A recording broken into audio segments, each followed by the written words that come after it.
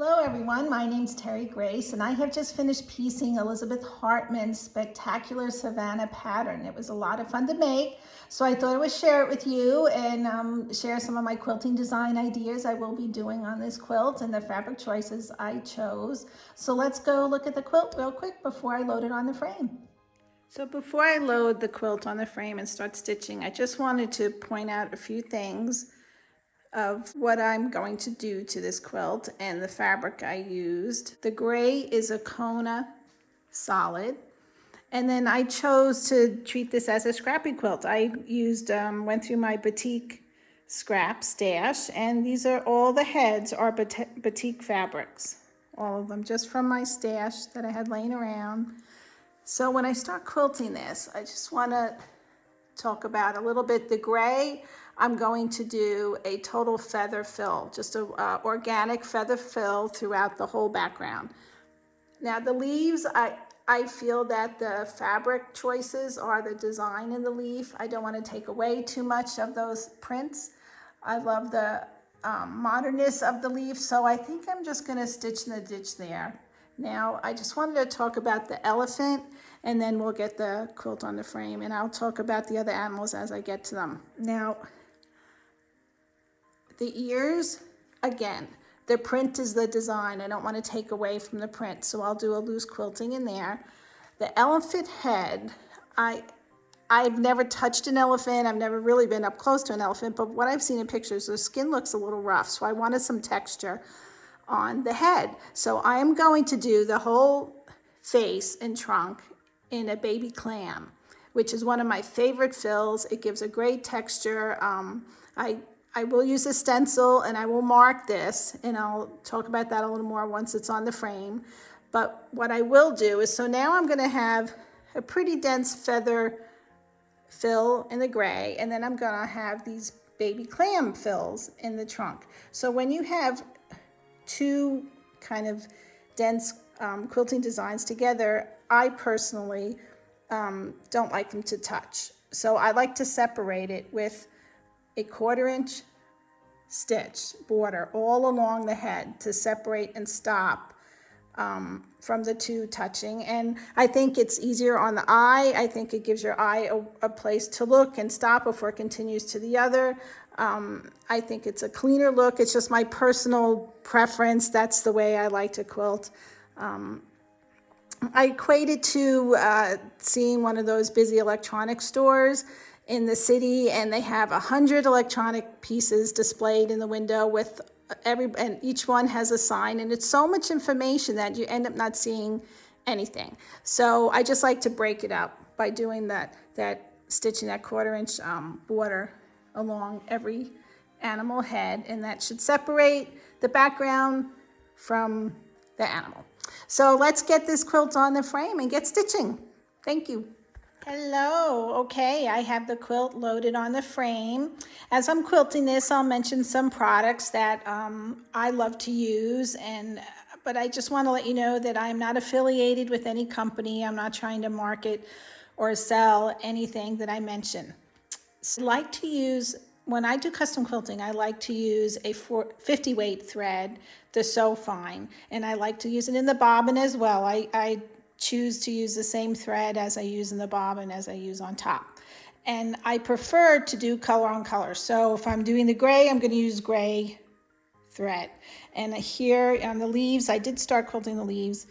I'm going to use a green thread. I know could be a lot of color changes, but I just like the way it looks. Maybe I don't have enough confidence in my quilting. It might hide some mistakes. I don't know. So anyway, so I decided on the leaves. I had mentioned earlier that I just wanted to stitch in the ditch, but this was like a big square. I thought it needed more stitching. So I just did a line. I still kept it looking like a modern leaf. I did some, I don't know if you could see this, some diagonal lines here and 2 up on top. So I'm going to continue. All my leaves are marked, finish quilting my leaves, and then I will start on the feather fill on the gray. I have one of the lights off so I can try and get some shadow on the feathers so you can see the stitching. So I'm almost done with this row, and then we will get into a more open area. I could film quilting the feathers, and then we'll get into the elephant, which I'm very excited of getting to. And I will see you in a bit. Bye.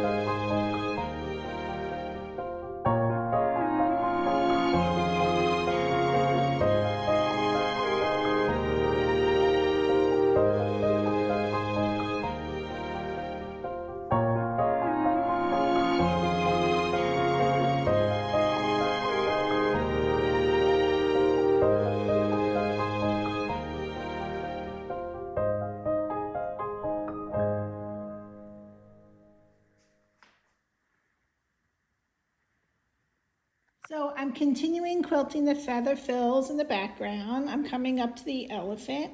As you can see, I talked about earlier, I started doing the 1/4 inch border to separate the feather fills from the elephant head.